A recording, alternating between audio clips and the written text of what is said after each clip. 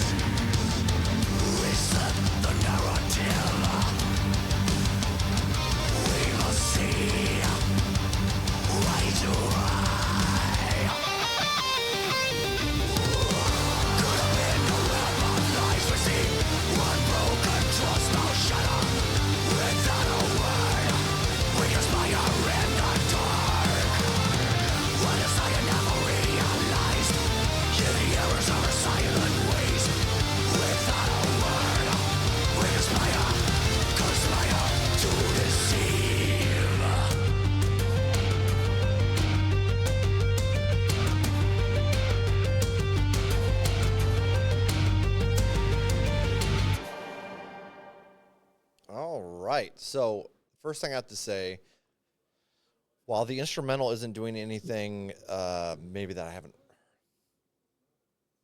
it's nothing that I haven't heard before, but it's really bringing out this kind of old school style metal that I really miss. And then I think the rawness with the screams, like the screams are not your typical metalcore. They're almost more, I can't think of the last album that Arch Enemy put out, but actually this vocally reminds me a lot of that album.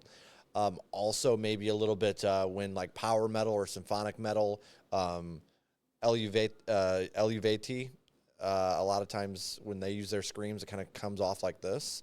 So it's kind of interesting hearing that over like an old school sounding. It has this odd like right between where it's like it has an old school metalcore feel, but at the same time an old school like maybe metal feel. And it's a nice balance for sure. I really like that one a lot. I think I'm going to go, I'm rating this right now on albumoftheyear.com. So we're going to go with a 8 for that start. I really like that. That was enjoyable. Let's go into Detonate.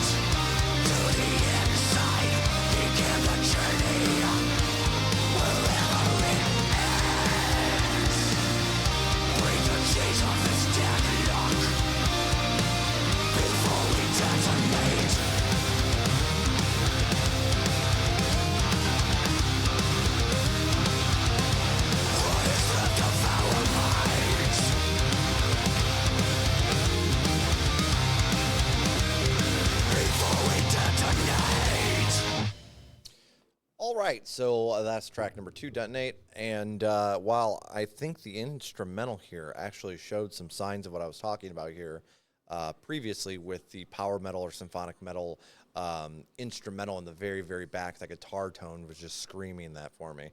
And then I'm a little disappointed lyrically here. It's very shallow. There's a lot of repetition. I don't know. I mean, it's not overtly long. It's 3 minutes, 58 seconds. So, and you have 3 repetitions of the chorus on that outro, which is probably going to get irritating for me in the long run. But I did like the instrumental better on this one, I think. Let's go the 6.5 on that one and go into our channel, To the Darkness.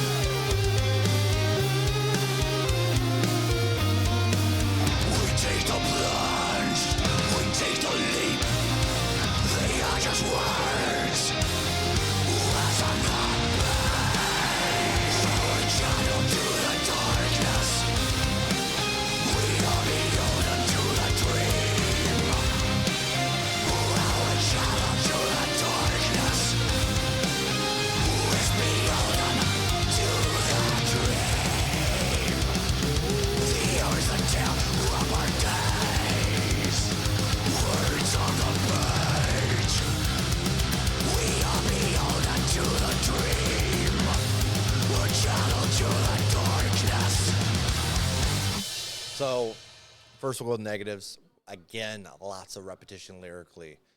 I want a little more depth there. I want a little something to grasp on. I feel like I want with something that looks like this, with the album cover, sounds like this. It just feels like it has some stories to tell, and we're getting a very shallow kind of, like we're getting something, but it's more of almost like drilling stuff into your head for you to kind of sing along with, which is fine to some extent. This one definitely sounds more like a metalcore song. I think this is actually close to being my favorite one on here, but we'll come back to it. 7.5 for now. So it's a little under the first one, but we'll see what happens. Like I said, I'm gonna probably I don't know if I'm gonna review this fully or just do a reaction for it. So we'll see what I'm feeling here towards the end. Cruel Perception, track 4.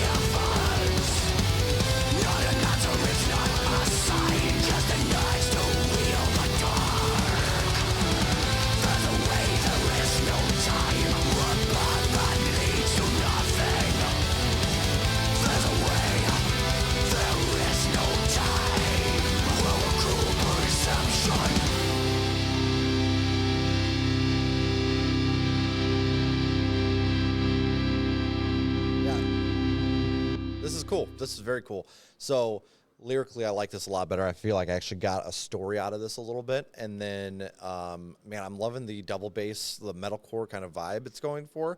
But then those guitars and the tone that they're at really shout like European metal, especially like that epic or power or symphonic, whatever you want to call it, in that realm of things. And it's a really nice fusion here going on. Let's keep it going here. That's going to be an 8-2, What We Become.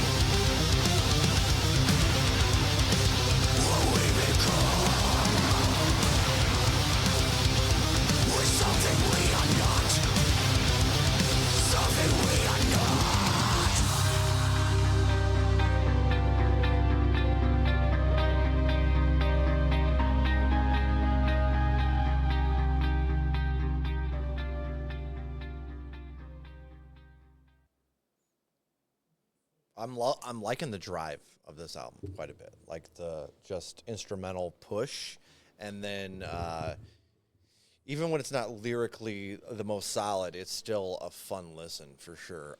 Let's go with a 7 on that. That's enjoyable. 7.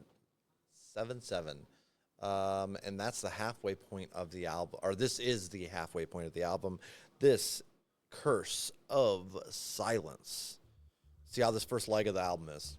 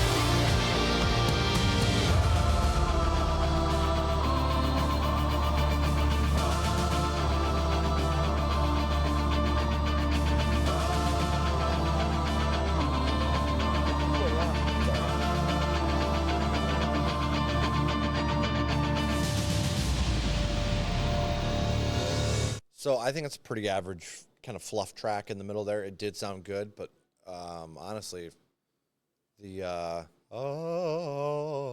was making me sleepy a little bit.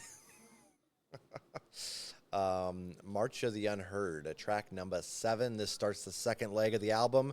That first leg is pretty damn solid. We got an 8, 6.5, 7.5, 8.27, and a 5. Not bad. So let's see what this second leg does.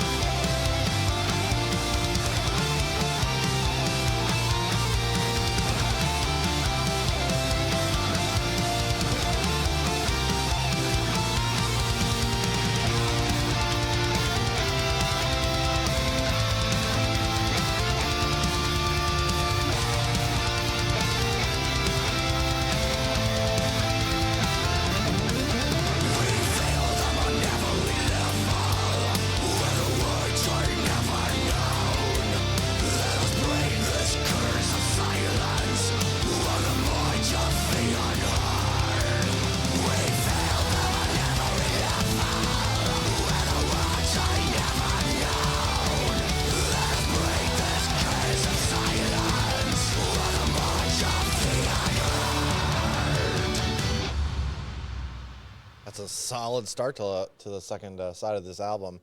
The other half, this is going to get an 8. I like it. Again, maybe a little lyrically shallow or a little bit of repetition there. But I'm kind of enjoying the simplistic sound here that they have, like the structure. Like it doesn't need a whole lot of work. It sounds good. You know what I mean? Forever Ashtray.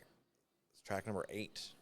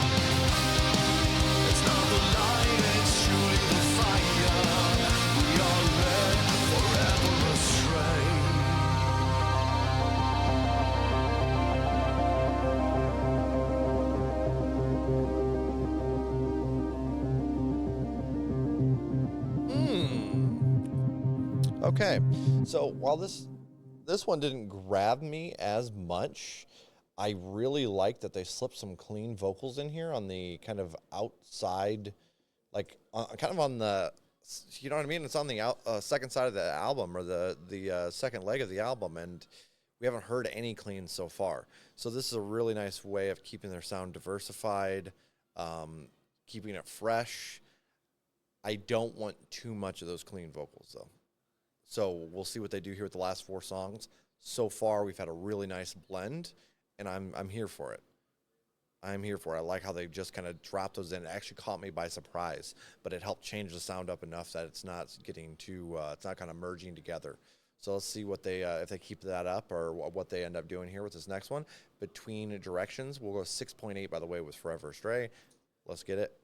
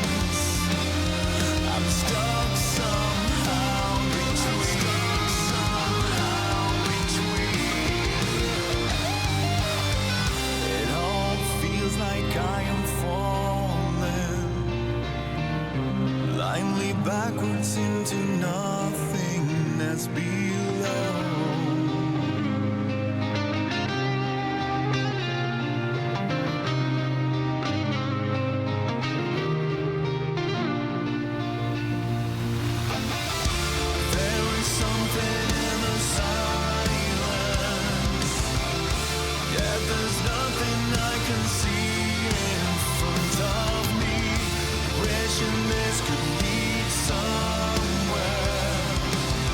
There's no direction.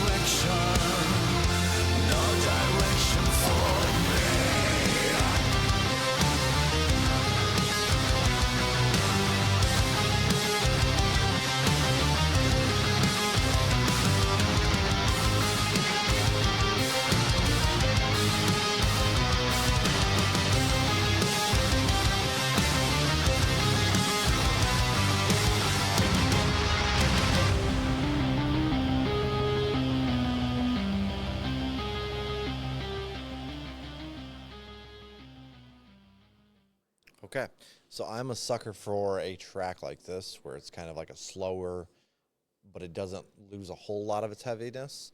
Even the cleans definitely bring an air of lightness here, but it doesn't go too far where it's like just straight like radio metal, but it is leaning closer to that for sure. And I don't think it's the worst thing in the world. Again, that first half was pretty heavy. This second half, it's a nice mix up so far. So I'm gonna go. Like I said, I'm a sucker for those slow bangers like that. I'm gonna go. I'm gonna go with another 8. Go with another 8. I like that one a lot. A death that becomes us.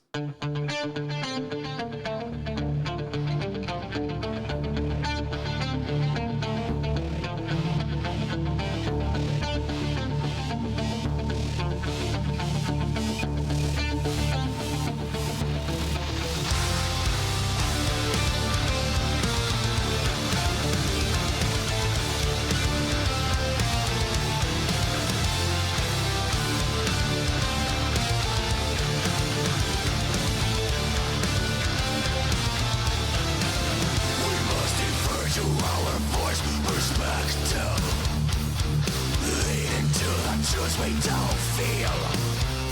Let the days of our ending be wasteful. Setting our minds to the sorrow, to the fall and the rise of us, capitulation to irrelevance, to the end and a new beginning. We want to our loss, we nothing but trade, with value perceived, where it is on demise.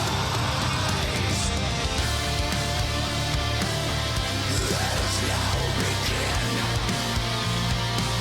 to form a new relation,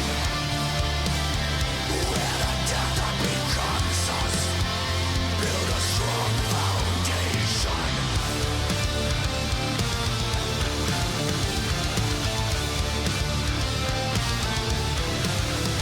Keep a lift down, a brace for detachment from the wildest ideas unfulfilled. We all know we will pay the price, but we will not count the cost. To the fall and the rise of us, capitulation to irrelevance, to the end and a new beginning. We want to our loss, with nothing but trade, with value perceived, while it is on demise. Let us now begin to form a new relation, where the death that becomes us build a strong foundation.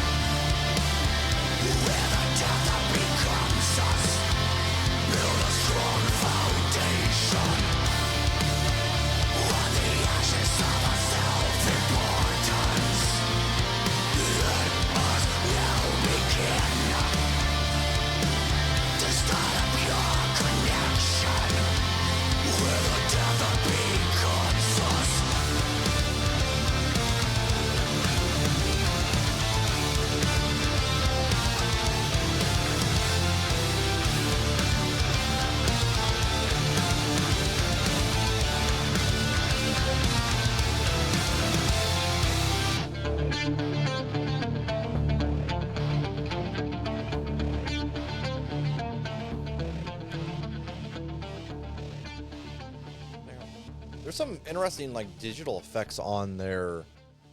I think they're using a pedal of some sort to make some interesting sounds there with the guitar. Some like digital like sounds, and I kind of like it. Typically, I don't like those kinds of digital sounds in my stuff. This track's all right. I'm going to go with a 6-3 on that one. Solid, enjoyable. Not any hate towards any of this at all. I mean, it's like a simple style of metalcore here that we're seeing, but it's working because of the hybrid, the stuff they brought in, the different elements. So for me, I'm enjoying it. Let's finish these last two out. The Burning Point and then Coda.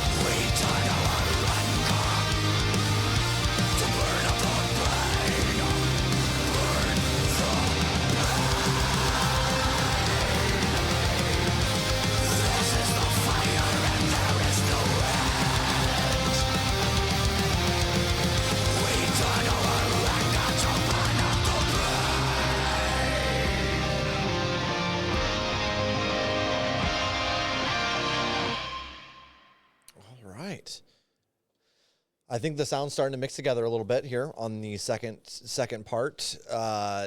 This one I actually feel like instrumentally I've heard something similar in metalcore before, or maybe just earlier in this album. So I'm going to go with a 6.5 here. I still like the intensity. I wasn't bored through this. Yeah, let's check out this last track.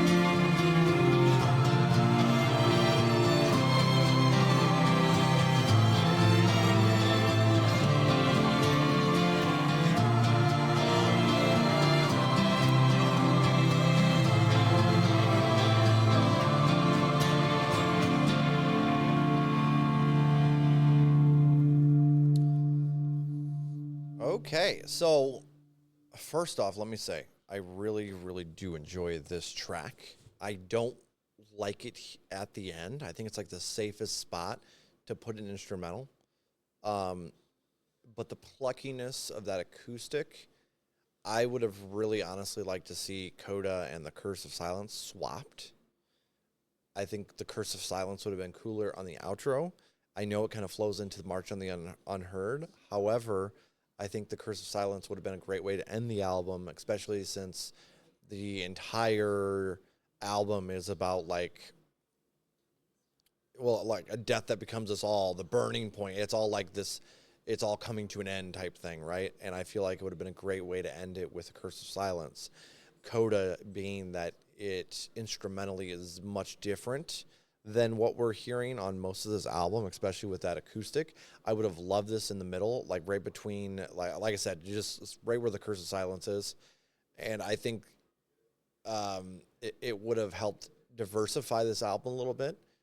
It would have kind of gave it a little pep towards the middle where everything was kind of starting to blend together, like in song 8 through 10 or 11, that they started sounding a little bit kind of the same to me. And I think it could have definitely helped give that a pep. But that's a pretty small complaint in all.